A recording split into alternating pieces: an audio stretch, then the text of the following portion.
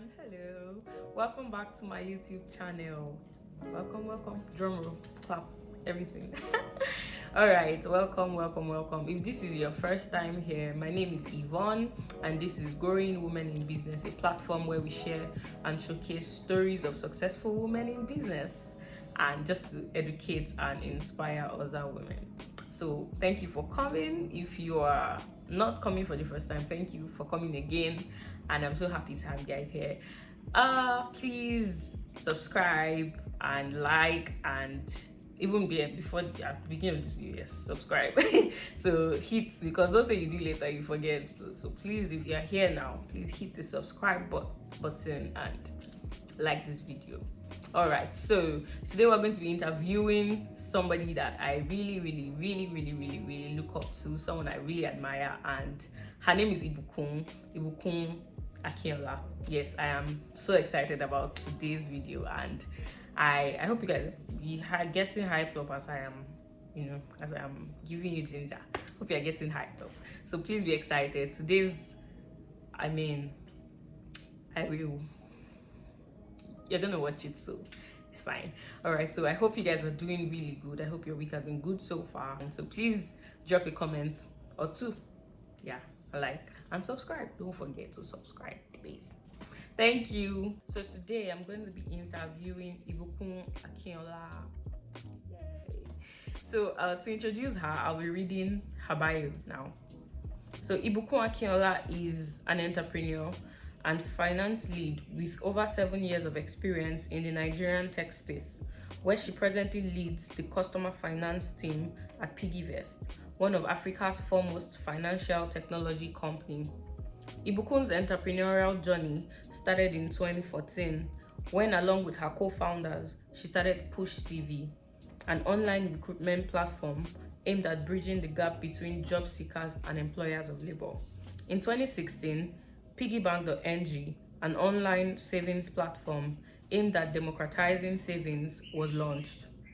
In 2019, the product morphed into Piggyvest, adding investment options to the platform, thereby making most investment instruments accessible and affordable to the average Nigerian. Presently, Piggyvest has over 3 million users with savings in millions of dollars. Ibukun is an advocate for the advancement of gender equality and women's rights. She's pretty amazing, right? She sure is. So I hope you're excited, because I am so excited, and wow. All right, so let's get into it. We'll start with you telling us a bit about yourself, basically your early life, your childhood, where you were born and how you grew up, basically that. Yeah. Oh, okay. Hi, my name is Ibukun Akinola. I am an entrepreneur. Describing yourself is one of the hardest questions in life, because you're like, where do I start? Who am I? Existential crisis just begins. So a little bit about myself. I'm an entrepreneur. I've been in tech, so entrepreneur in tech. So I've been in tech for this year, made it officially, but unofficially, like 8-ish, right? But officially 7 years. We have been in several founding teams, so of several products. So the first being the first product that I co-founded with my co-founders is called Push CV. And so since 2014 thereabout, I've been in tech working on different products, majorly on the finance side of tech, a different aspect of finance. So I've held that down in all of the companies / products that we've released. So currently I am the head of customer finance at Piggyvest. Everybody knows Piggyvest. So yes, everybody does. Small intro. A small intro is Piggyvest is an online savings and investment or micro investment platform for the African market, majorly, and to the world. All right, awesome. Thank you so much. I want to know where you were born. Were you born in Lagos? Yes, born, bred, live everything in Lagos State. Okay. Ogba, precise, that's Wow. where my parents' house is. Mm. But that's basically where the Ikeja axis. So we've moved around at Dini Jones to Ogba. Currently, my parents live in a family house in Ogba. So Lagos States. I think the farthest I went was for school, which would be at Covenant University in the world. All right. So yeah, that's literally where All that's right. So I just stops. wanted to make it clear because people may wonder, did you grow up outside Nigeria? Did you grow up in Nigeria? What kind of, yeah. So So just grew up in Nigeria, just maybe small school stints, spent a few years in the UK schooling for my master's.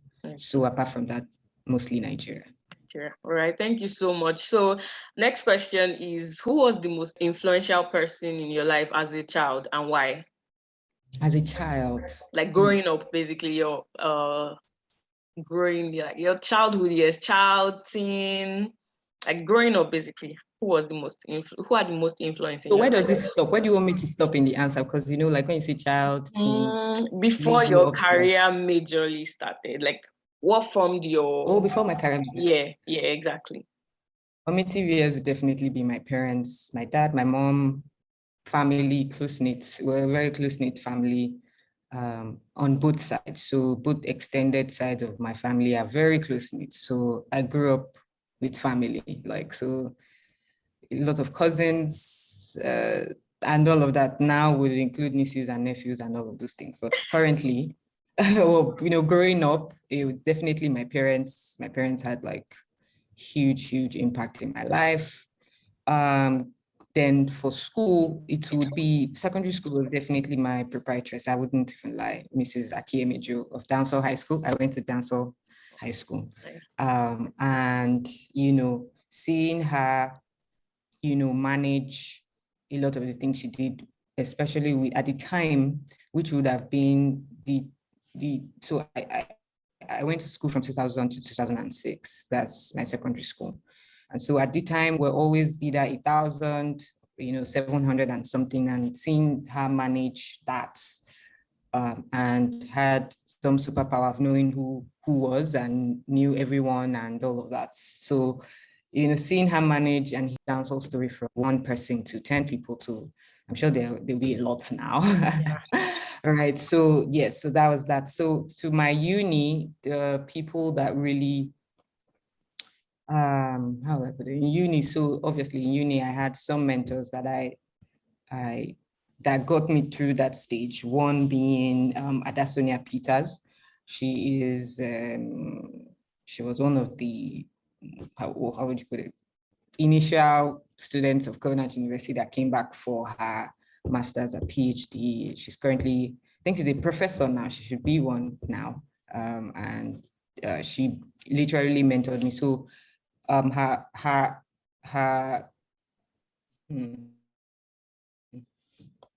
so her mentorship really formed my self-confidence that I have today and believing in myself. So it was one of the two, those things she impacted in my life, because during those stages, you're growing up, you have issues with your self-esteem, blah, blah, blah, blah, blah.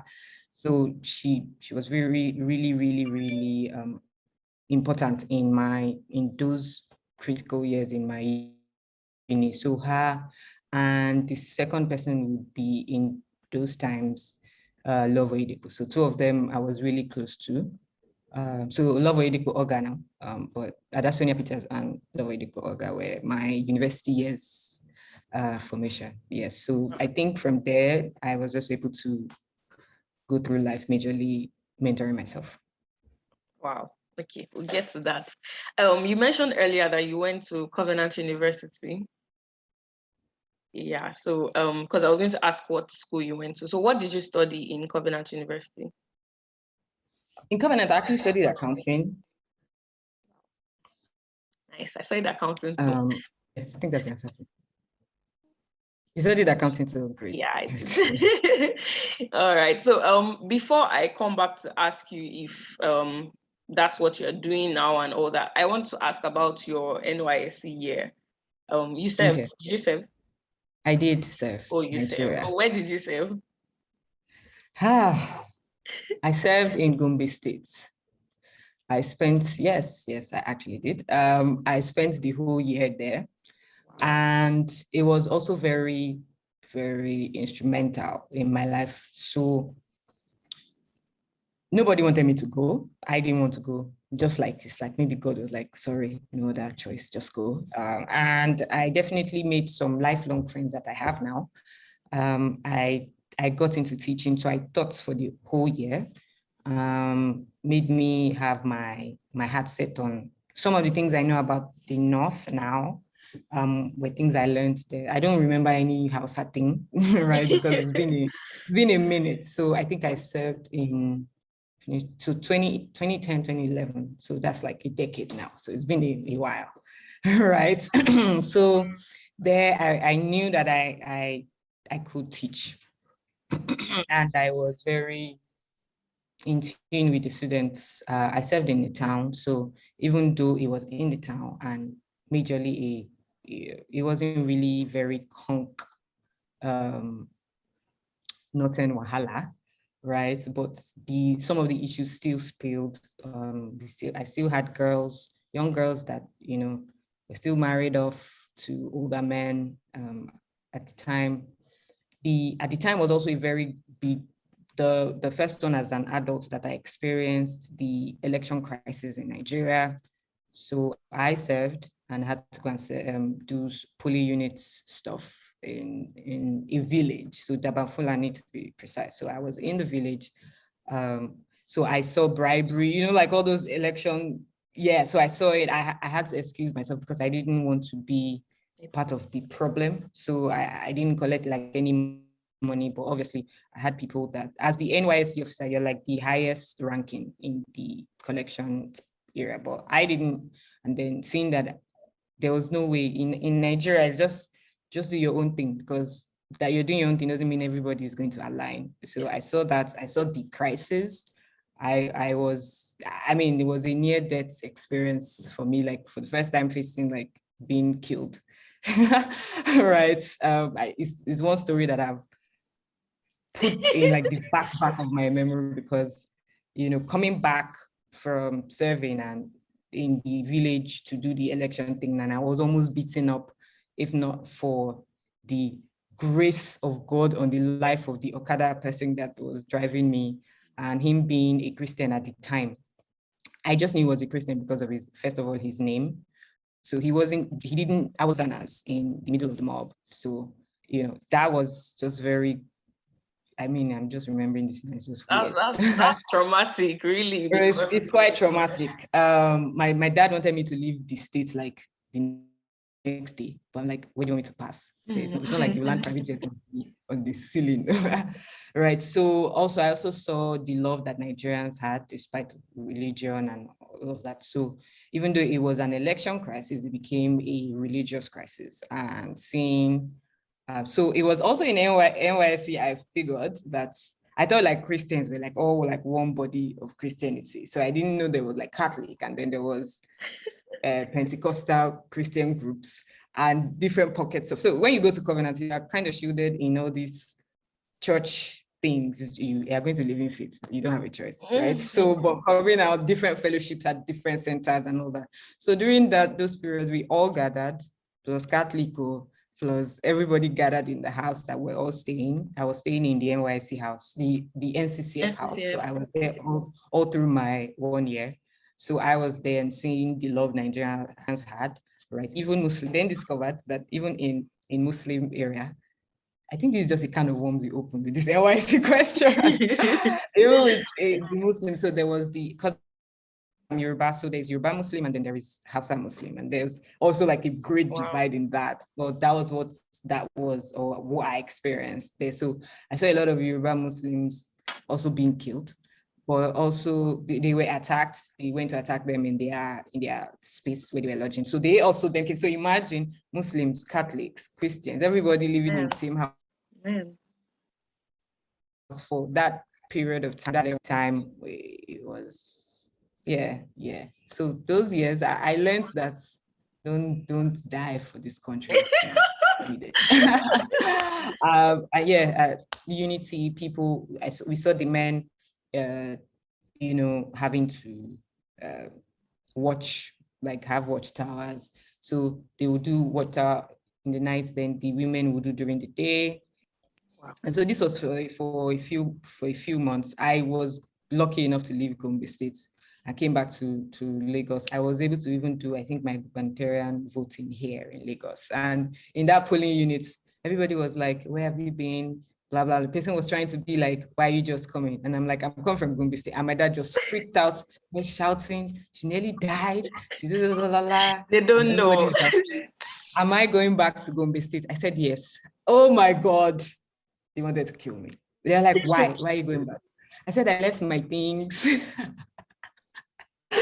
I left my things, and then some of my friends that were there, I just wanted to go back when it was more and then finish up. But majorly it was about the students. The students were the reason why I wanted to go back to at least round up everything, Word, Excel, and all of those basic stuff. So all those basic stuff like teaching them laptop, how to use a laptop, how to use a phone, how to use all of the tools. Wow. I did nothing for 2 months. Just chill. Wow. Wow, these are memories.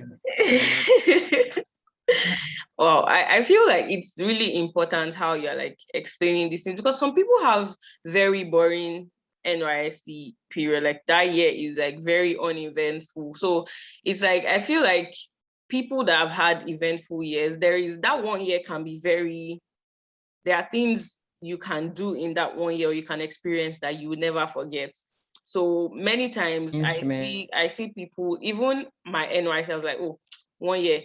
I tried to, because I saw that there were people that had very peculiar experiences in their 1 year. I'm like, okay, I'm not going to waste this year, because I saw that many people were like, it's just 1 year, let's just do this and just get on. And then it's just like, you just flip 1 year of your life, nothing added, nothing.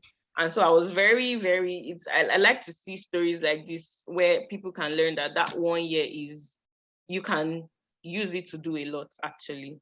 So, and then because I mean, those students now, I don't think they would ever forget you. It's the impact. Hopefully. Yeah, so that's amazing. I really thank you for sharing. So now let me ask, are you using your degree right now? Your I would say BSc degree, to be precise. I would say yes, in some sense, right? For example, for me, I'm going to speak from my own experience. Some of the things that we had to do, I knew, and yes, I was able to get into the door of tech because of my degree.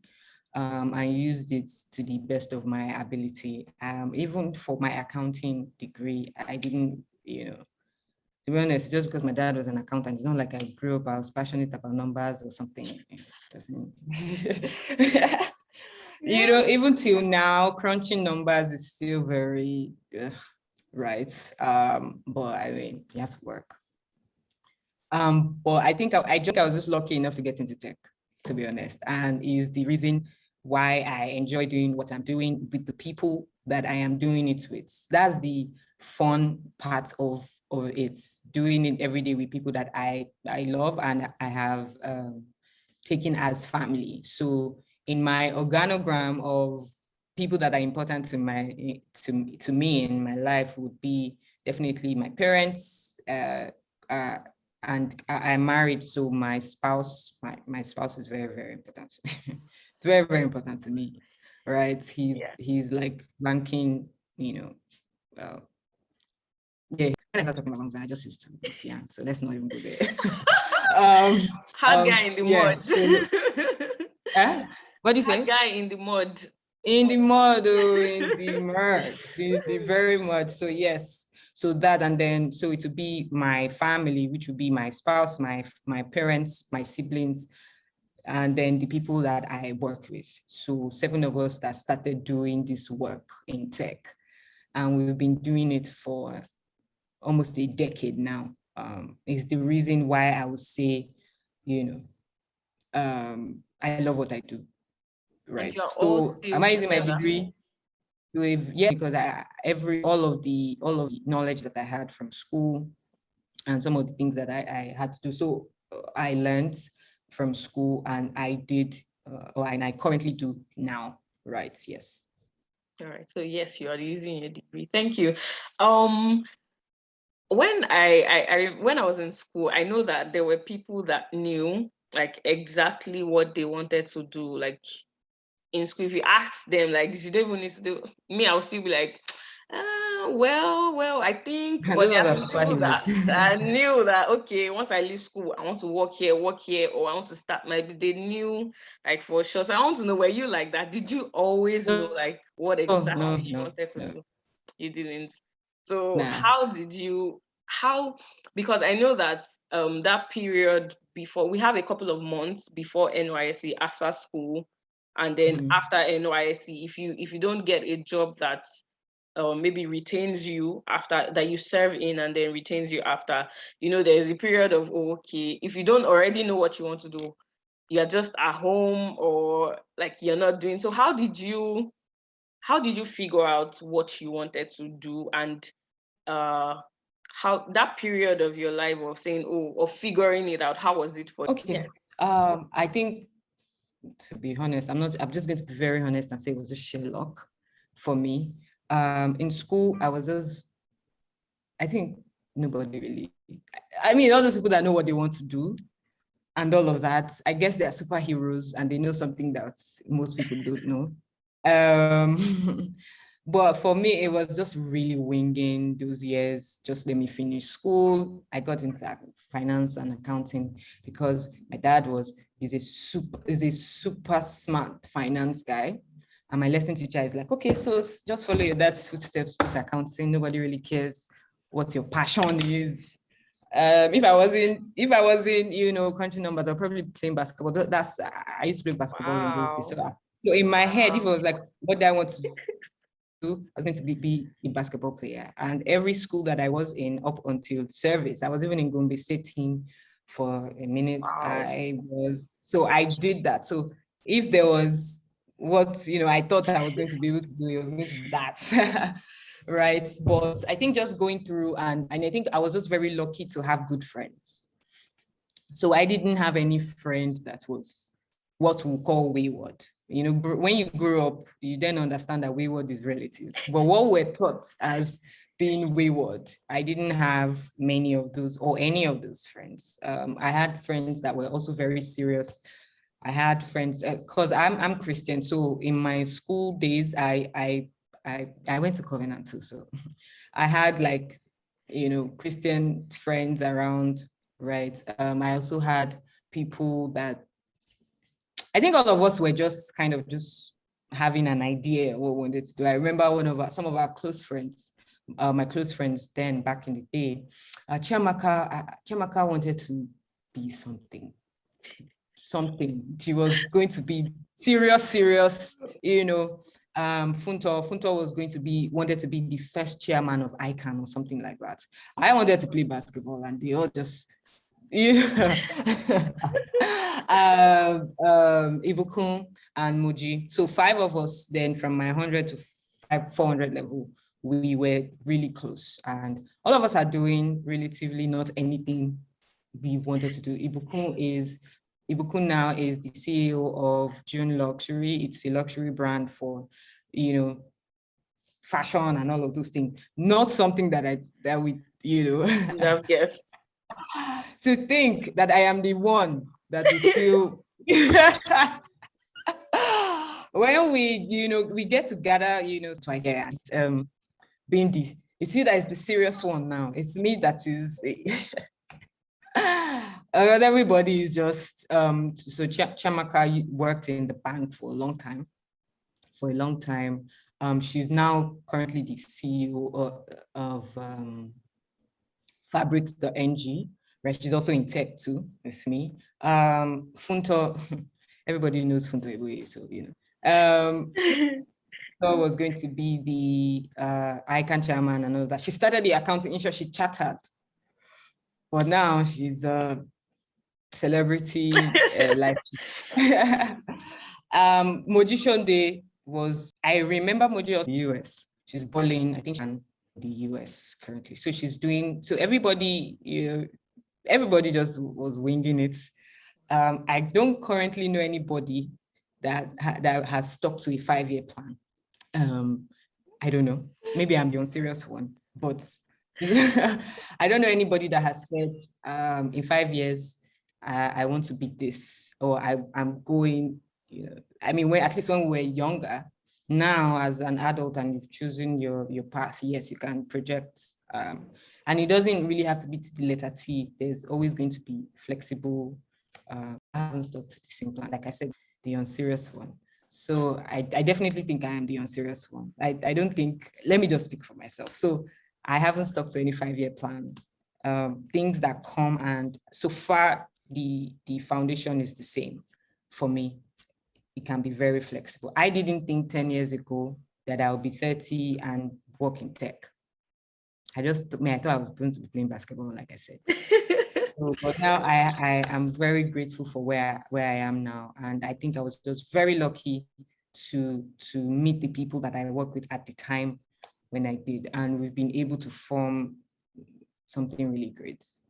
All right. So in those times where you weren't really sure, did you ever feel, because talking from my experience and like people around me, there is this very, very, confusing feeling of I don't know where my life is going. And then when we see people like you, I mean, to us, you're like very successful, and we see that, I mean, she's 30 or less, like, as at, I mean, I've known you for a while, like, so of course you were like less than, like, you were way younger then, and I'm like, how is she this young and she's doing this? And I'm like, yeah, I'm serious. Go and like go and sit down. I'm sure she was not, at this time, she was not sleeping or watching Netflix. She was planning her life. And there are times where you just feel very sad and you can't help it, but like,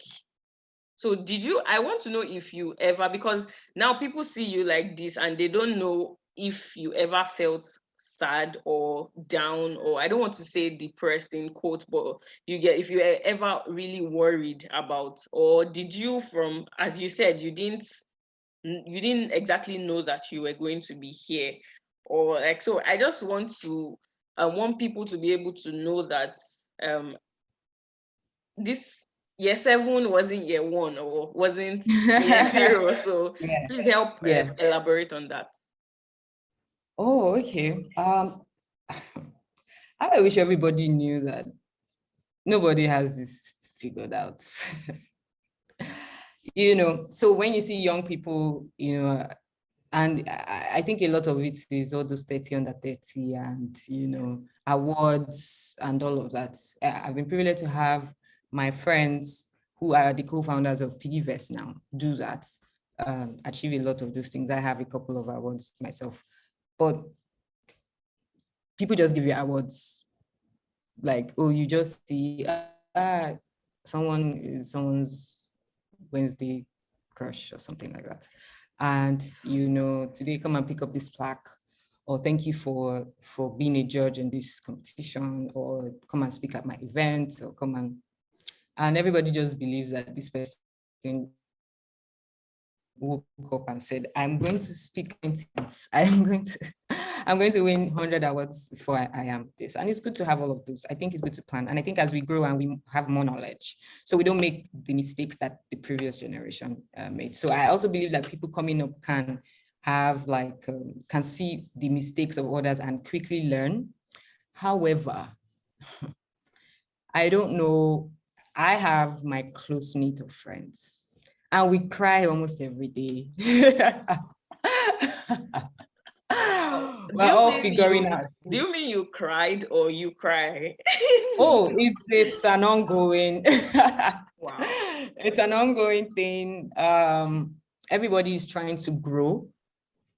So with me and my close friends, and that's why I was very specific on when you mean people that have influenced you. So they change, right? The people I spoke about in uni are still very close to mine. I currently also have everyday friends that I'm doing life with. And when you, in quotes, when you see us, you think, oh my God, these people. But the group chat is filled with tears and so I don't think anybody is going to, and this is what growth is about. You're doing NYC and you think, I just need a job and my life will be perfect.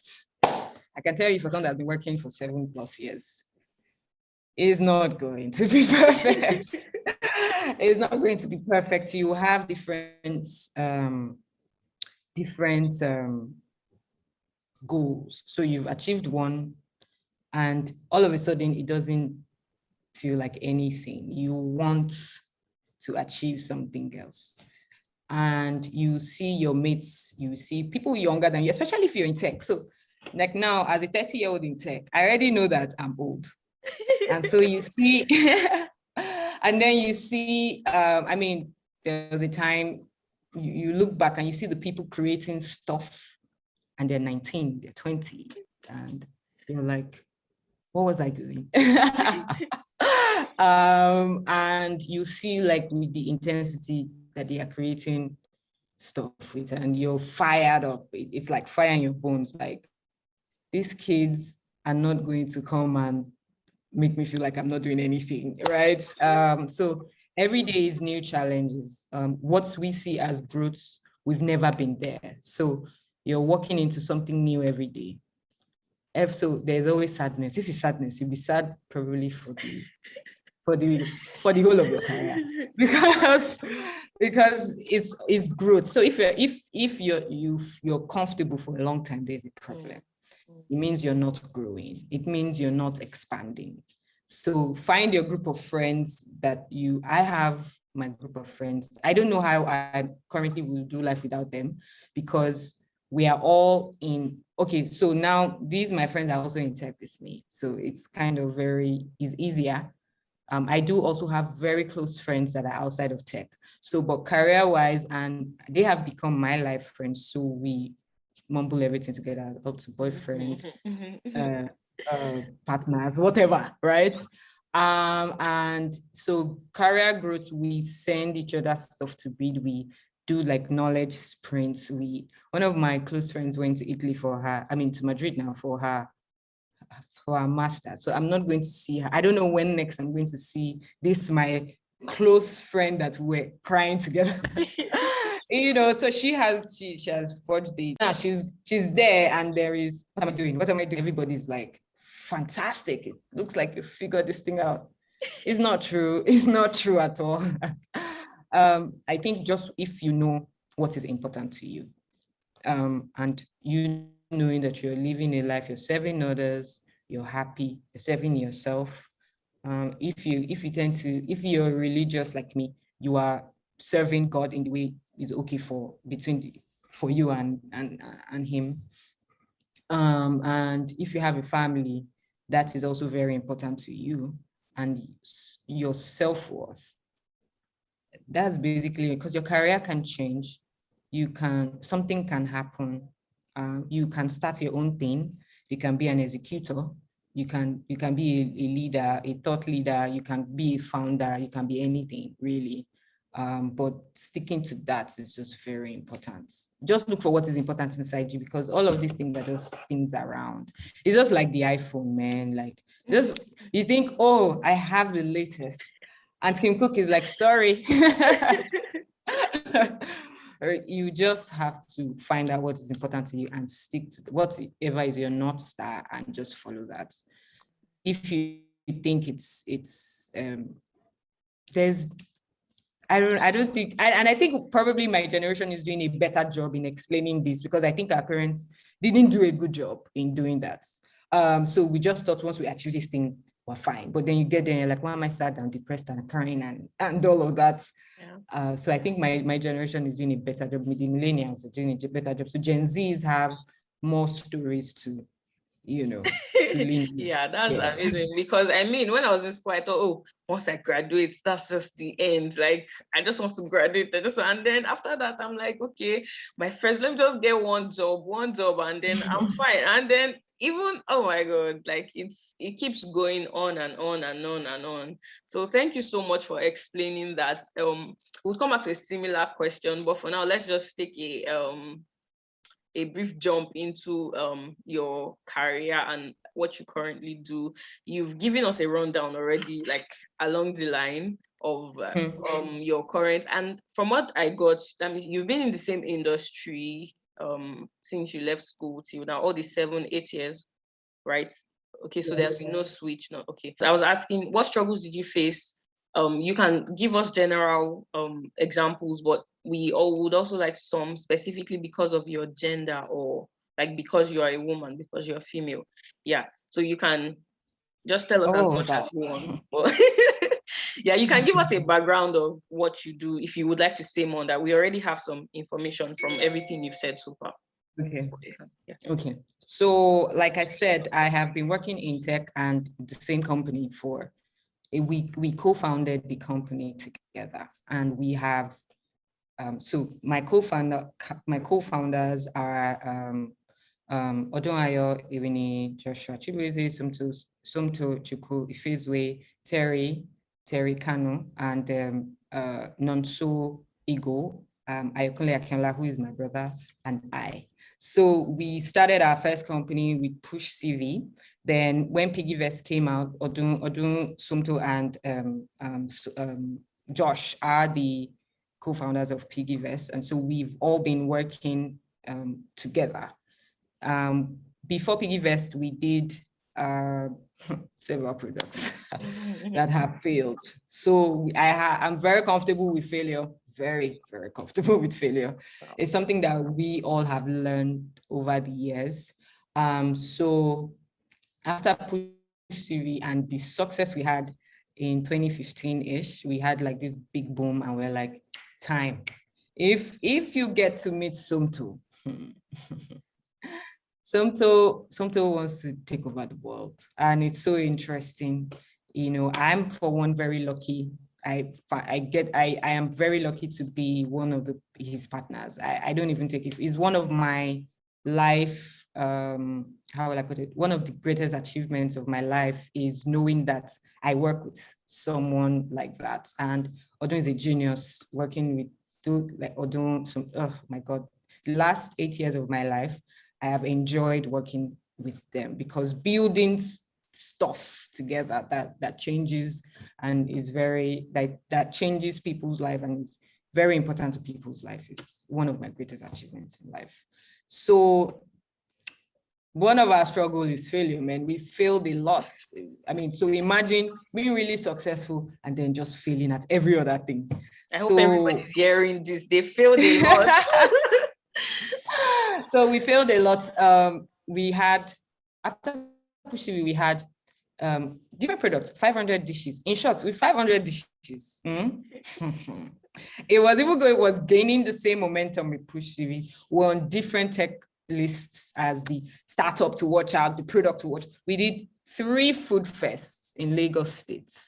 We had thousands of people coming to our food fests. And it just failed.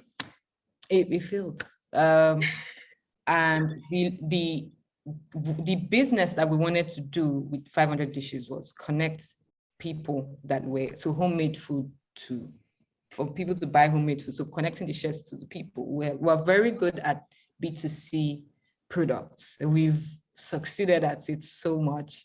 And seeing it fail was like, why? Why? At the time that we're doing it, logistics was a big problem in business. It was a very big problem. Now there is some semblance of sanity with it. You're still calling your logistics guy, you're still shouting, but at least you get it, right? But for us, our driver will eat the food. What? Yeah, so somebody is getting his food and like, my chicken is not there. Whoa. Right, so we failed woefully at that. We had to stop that. It took us, one of the things that I've liked with working with the team I'm working with is we know when, okay, this thing is okay, it's okay, right? So that failed.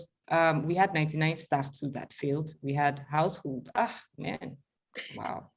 We had household too that failed. So we tried to do the cleaning thing too. It failed. 99 staff was some sort of a freelance gig. So one of the major thing that we're looking at is we had solved the problem for all, well, not solved, but we had made our mark in employment. So in pre-screened candidates to companies, and it was okay. It was okay. We did well. So we are making money now. Let's help people that don't really have the corporate life. So let's help you create your website. So we had front desk, the MG that also failed. We also had 99 staff. So, you know, if you're a designer or something, you wanted to work freelance, you know, a marketplace for freelancers, that also failed. Household, which was the cleaning into, that also failed. And so we just got to 2015 and we're like, man, and push CV because we were successful at one business and it was able to fund our other experiments. So, but funding experiments means losing money. And Push TV wasn't doing as great as it was anymore. And so we're like, 2015, and like, it was a very sad time, really. Everybody was like, do we start dusting our quali and go back to the, and because of some of the, you know, impact we had made, we had some people had easy access to Google, come and work in Google. Like, it was just very easy to just finish and just go. But 2015, the miracle happened where the Piggyvest story was just something short of a miracle at the time. Very needed, you know. I think it was just very great coincidence. You know, Joshua bringing it to the group, some to coding it. Everything was just perfect. And Piggyvest was born. Now that Piggy Bank was born in January, we had to shut it down. Oh my God, we had to shut it down because of so many things. And to also know that we're moving into a regulated space. And also in Piggyvest is doing really well now. I'm very grateful for that. But every day we see like different things, right? Some that are very, like, just when you do business, you have issues. Right. So every day is almost like, one more. There is always one thing or the other.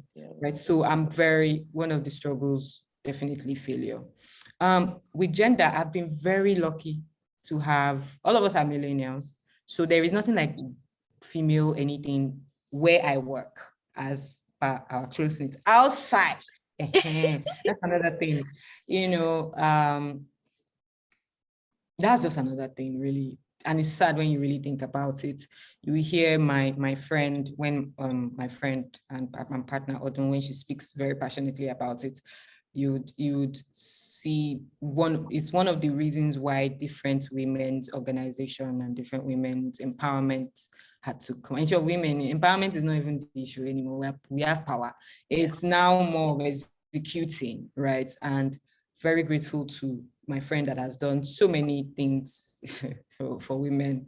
Personally, for me, doing stuff in more close-knit groups, more tiered, from maybe just a little personal thing. For me, I know that as a Christian, for me, the women in Christianity are suffering to a very large extent. So that's where my own work is. Not just empowering, but making them knowledgeable in that circle. So for that, I think it's just knowing that just because of your gender, you're disadvantaged. Just because of that, it's and then if you then have to do global work, discover that you're a woman, you're now Black. Double wahala. So, I mean, for me, the struggles that I have faced in my career, not so much with because of the people I work with, gender. I mean, it's just when you have to interface with outsiders, but failure, very comfortable, very, very comfortable.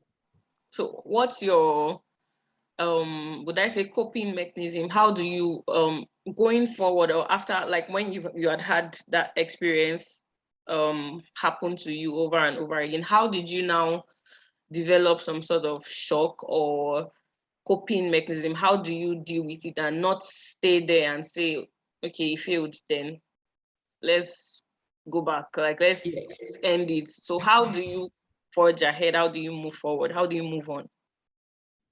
So business-wise, we pick our mistakes and make sure they don't happen again.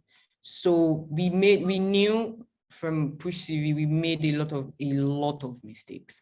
And so we've promised ourselves to be as lean as possible, because one of our very big mistakes was hiring too fast. So now, in short, you would think we're 500 in Piggyvest. We're so lean. We're so lean, like lean number of people. That's why everybody is like on top of their game. So one of the things that we did is know when to stop. Just know when to stop. Learn the mistakes and not repeat them. How I cope. Failure is not just business-wise. We've had some personal failures also, right? So for me, my friends are very key to me. So they know a lot. We encourage each other.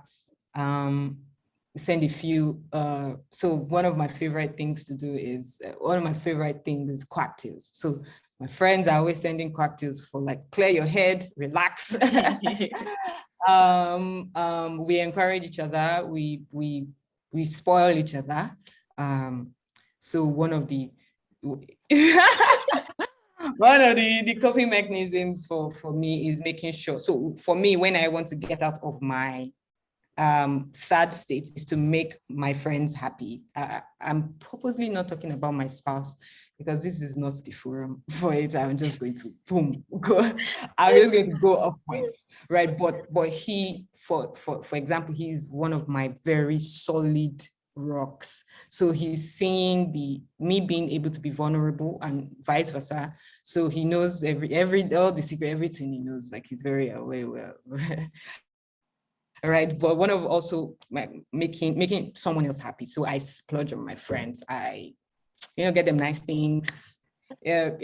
Just making them happy just makes me happy. So for me, it's one of the things I've discovered in my adult life is I like to make my friends happy, especially my friends.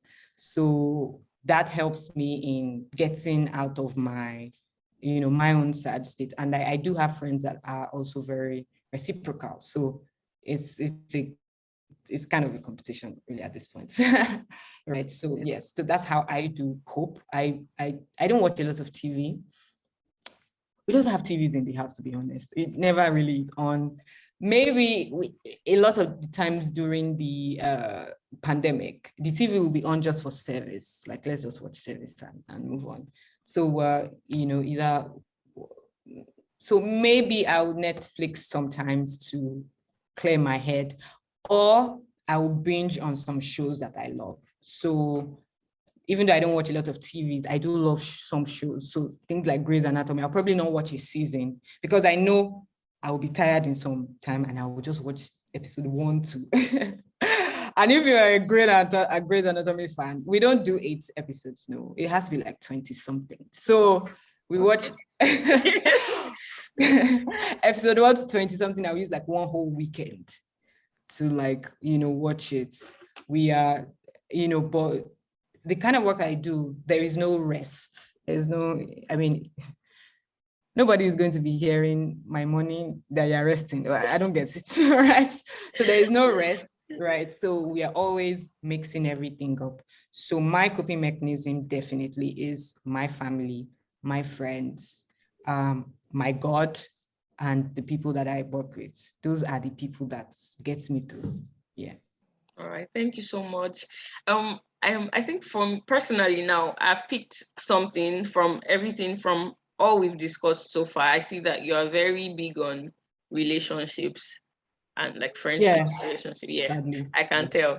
So from that, I want to ask your opinion on mentorship, and do you think it's necessary? We tend to feel seem kind of lost, in quotes, maybe the whole, I don't know what to do yet, and I don't know how my life is going to be, and I'm seeing people that are achieving so much. How do I? Sometimes we don't even know what to do next. We don't know. And that's like one of my reasons for creating this platform, is because sometimes we are so blinded by what we see on social media, that, oh, this person is making it, this person is blah blah blah, and then we're now confused. Even we that now have an idea of what we want to do, we don't know what to do first, how to go about it and all. So my question is, what's your opinion on mentorship? Is it something you advise? Is it something you personally were able to did you benefit from it? Did you have a mentor, career wise and personally? Did you have a mentor, and how did that help you? Was it one of the major things that helped you, and would you advise people to have mentors? So sorry, I just want to write down something so that I don't forget. Okay. Okay. So when you asked me earlier about the people that are important in my life, you could see that I had specific people for specific phases. And so you should also have specific people for specific things. I feel like, so personally, mentorship is great. I definitely feel everybody has, so mentorship is just what somebody showing you the way, really. And someone not just showing you the way, hand holding you, and saying, this was where I put my leg, put your leg here. Right. So, and I think people are just very strange about it because the expectations, yes. So people expect something and they don't get it, right? I do believe that you should have people that you look up to. So the first point I'll make is think global. Think global as to what I want to do, how they do it like in several other places, right? How does it work in this country or that country? And look for someone that is doing what you want to do. So from 5 years from now, I want to be this. So look for someone that is currently doing it, right? And read, I mean, if you went to Covenants, listen, if we went to Covenants, Papa drummed a lot of things in our ears about reading people's books. So from him, I learned mentorship does not have to be someone you report to daily, because that can put a lot of pressure on you. And we're very, our generation is very pro mental health, because there's a way pressure will just scatter your life. So you don't necessarily have to talk to your mentor or know your mentor, really. Just follow available materials outside, right? And stick to that program or think that's best for you. Your mentor's life will never be your life because yours is unique. Even if you do the same thing the person did, just because you're a different human, it might not turn out the same exact way. So I think we should just first lessen that burden. I want it to be perfect, right? Let the stars align, right? And one of the other things is we think that mentorship has to only be vertical. So you have to look up, and the person that is up there. I have benefited the most from horizontal mentorship. I look to my side. Who are my friends? We're all doing this stuff together. And you see your friends that are 100 times better than you, that know everything that you are trying to know. So rather than that pressure of how do I network to get the CEO, this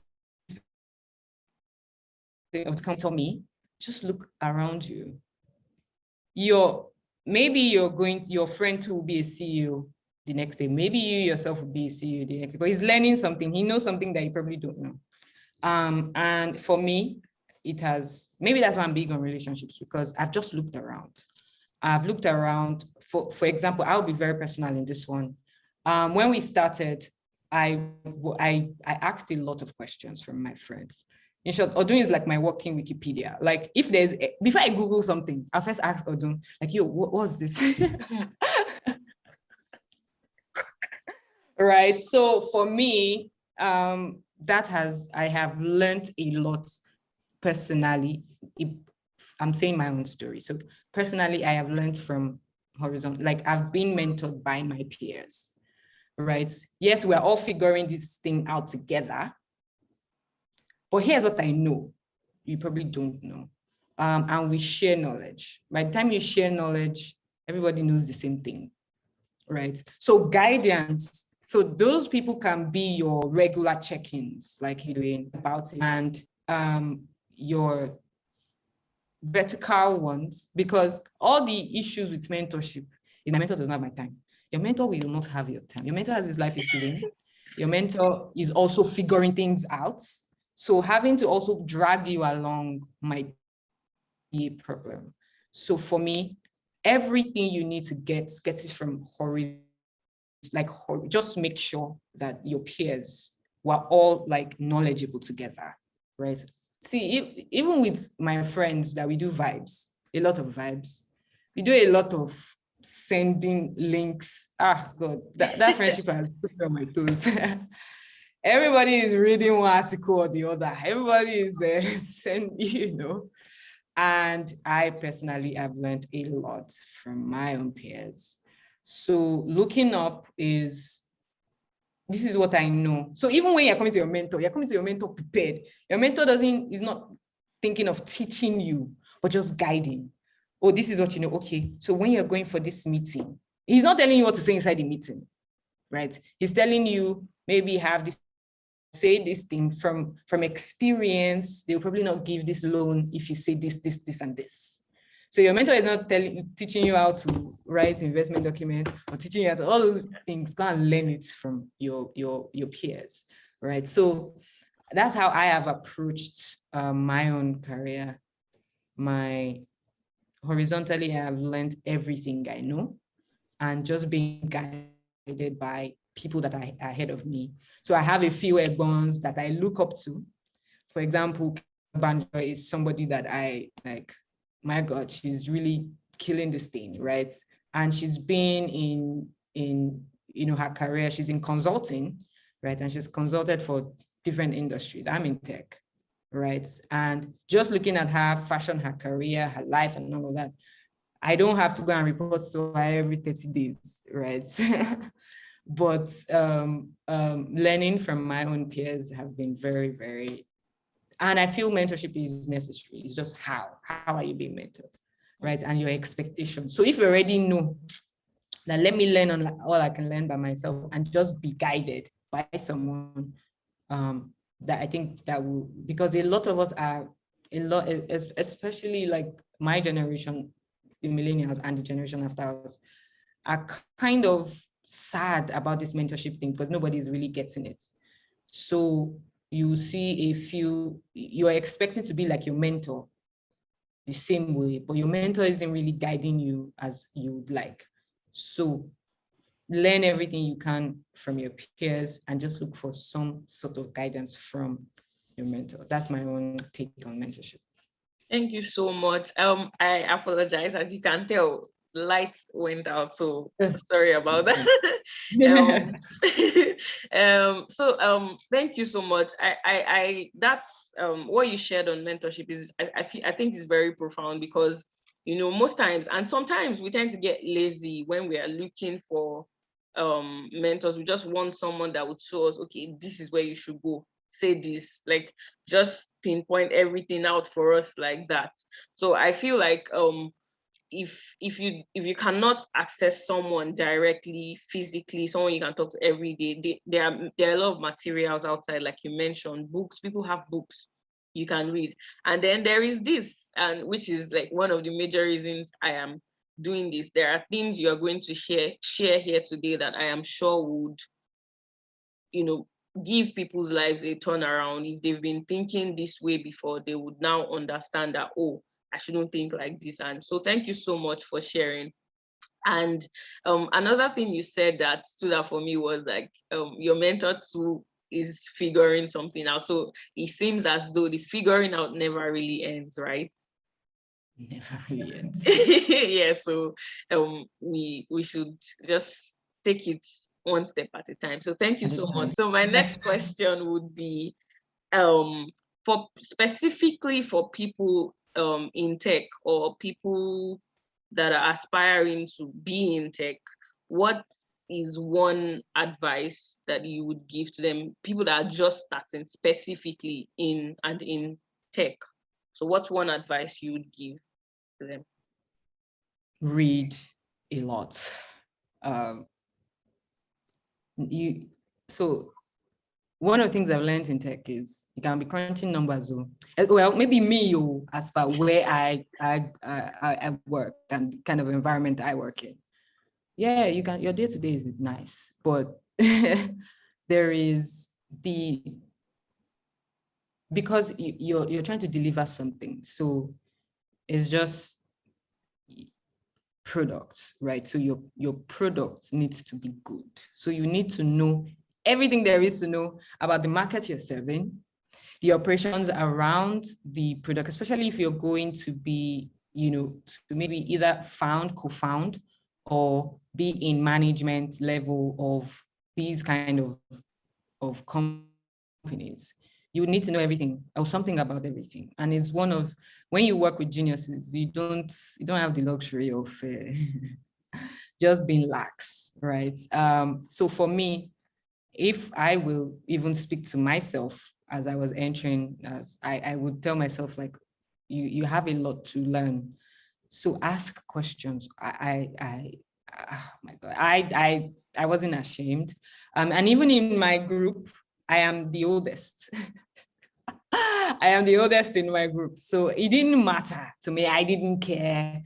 I had graduated 2, 3, 4 years after some of them, right? So my brother is also part of the people I work with. So his friend, so this is not my elder brother, this is my younger brother that I have maybe 2+ years, 2 years, I think 2 years older than. And so his mates, and then people, things don't matter really. It's just life, right? So for me, I wasn't ashamed. I was asking questions. Anything that I didn't know, I would ask. And that's how I learned. I learned really from that. So as you're entering, just be ready to know. Open your mind, ask questions, read. You need to know about the industry that you're working in. That's what I would say, especially if you're coming into a regulated space. That's a traumatic thing. So let's just stick to because you think you know, but you don't know, right? So just keep learning for me. Keep learning. All right. Thank you so much. So now we've answered specifically for tech. Then let's just put it like this. If there was one thing you wished you knew at, let's say 20 to 23, those years you called the intense years, when I told you my age, yeah. So if there was one thing or two things, whatever, that you feel like if you knew then, you would have been stronger, maybe mentally, or what's that thing? For me, and I'm speaking for myself, I would have been more intentional with my female friendships because, to be very honest with you, I'm benefiting from them now. But I wasn't too intentional because I'm a tomboy, so I grew up with a lot of guys, right? Okay, what I'll tell myself, my 2023-year-old self, like I said, developing my female friendships really. I would also tell myself to read more and be more knowledgeable. I don't think there's anybody that wouldn't tell their younger selves that. If I knew half of what I knew then, I probably will know more now. So yes, that's. I will also tell myself to be strong, really. And there's a lot that this thing you think you're facing is not really much. There's a lot more in front. And not to be so afraid, actually, not to be so afraid. Some issues like some self-esteem issues would then be masked with pride and stuff like that, right? But some of those things that I would deal with earlier. I would have dealt it earlier. Probably, maybe I would have been a better person, So yes, so I would definitely tell my younger self to be more knowledgeable. It's very needed. That's one of the things I will tell my younger self. All right, thank you so much. Before I started this, I put out a survey ish. I sent out Google Forms to just ask people that if they could talk to people that had gone 5, 6, 7, 8 to 10 years ahead of us, like if they could ask them questions, what would those questions be? And about 90% of those questions were about work-life balance, family, and trying to balance your family, your relationships, adult friendships, and your work. Like, did any have to suffer, and how can you make sure that they are all doing well? Mm-hmm. Wow. So people want to know that. Interesting. Okay. I think the first thing will be expectations. So managing your expectations cannot be overemphasized. For work is where you're seeing money, so make it quite important. And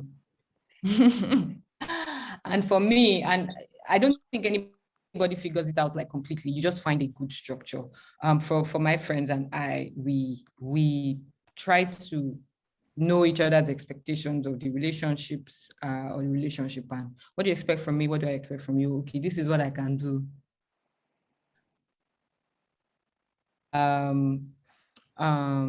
That is very, very important in everything for me, even up to like your family. So your family is both nuclear, extended, whatever. Manage their, expectations. So, right. So manage their expectations and tell them, I'm not going to be calling you 7 days a week or whatever, right? But manage it, right? So for me, I've just been able to find a balance in managing all the expectations necessary. But to be honest, I prioritize, definitely prioritize my friendships. I prioritize my family. I mean, my spouse, for example. I mean, spouse is so 50 plus. My